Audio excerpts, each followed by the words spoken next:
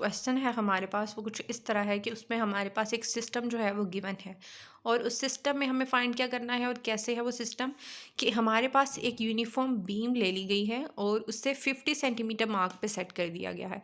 अब ये 50 centimetre mark क्या है कि वो बीम की जो लेंथ है टोटल, उस लेंथ का जो 50 सेंटीमीटर जहाँ पे फॉल करता है, बीम जहाँ पे 50 सेंटीमीटर अपने कंप्लीट करती है, वहाँ पर हम उसे पिवट कर देते हैं, उसे सेट कर देते हैं। ठीक है, फिर हम जो 30 सेंटीमीटर बीम के ऊपर मार्क है वहाँ पे हम एक 2 न्यूटन का वेट जो है वो हैंग कर देते हैं।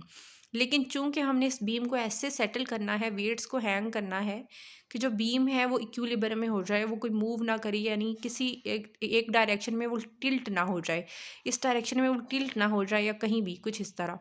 तो अब हमें ऐसी ये वाली जो लेंथ है वो कुछ इस तरह फाइंड करनी है। लेंथ ये क्या है, ये हम फाइंड करेंगे कि जो 4 न्यूटन का वेट है हम यहाँ पे हैंग करें और सिस्टम जो पूरा हो वो इक्विलिब्रियम में आ जाए। ठीक है, तो बेसिकली हमें ये लेंथ फाइंड करनी है। तो वो कैसे करेंगे? स्टूडेंट्स एक बात याद रखें कि जब भी आपने फिज़िक्स का कोई न्यूमेरिकल या कोई क्वेश्चन सॉल्व करना है, तो उसमें आपने सबसे पहले देखना है कि आपको कौन सी चीज़ें जो हैं वो गिवन हैं। जो कुछ आपको गिवन होगा उसकी बेसिस पे आप उस क्वेश्चन को सॉल्व करेंगे और ये देखेंगे कि कौन सा फॉर्मूला यहाँ पे लगेगा जिससे ये सिस्टम जो है, ये न्यूमेरिकल जो है, ये क्वेश्चन जो है वो सॉल्व हो सकता है। तो ये छोटा सा ट्रिक है कि सबसे पहले देखें कि आपको क्या क्या दिया गया है, क्या क्या गिवन है। फिर आपके माइंड में फार्मूला रिवाइज करेगा कि बेसिकली इसको किस मेथड से या किस फार्मूला से किया जा सकता है या कौन सा फार्मूला इस पे लग सकता है उन गिवन चीज़ों को देख के जस्ट। ओके, तो अब इसको सॉल्व करते हैं। इस क्वेश्चन को देख के हम ये कह सकते हैं कि इसे प्रिंसिपल ऑफ मूवमेंट से इजीली सॉल्व किया जा सकता है। ठीक है, प्रिंसिपल ऑफ मूवमेंट्स क्या होता है हमारे पास? उसमें होता है हमारे पास sum of clockwise torque is equal to sum of anti clockwise torque. ठीक है, सिस्टम की ये वाली साइड और ये वाली साइड को इक्वल रखेंगे तो हमारे पास ये जो लेंथ है वो आ जाएगी। प्रिंसिपल ऑफ मूवमेंट्स लगाते हैं और इसको देखते हैं कि बेसिकली ये कैसे सॉल्व होगा। तो सबसे पहले weight 1 into L1 is equal to weight 2 into L2।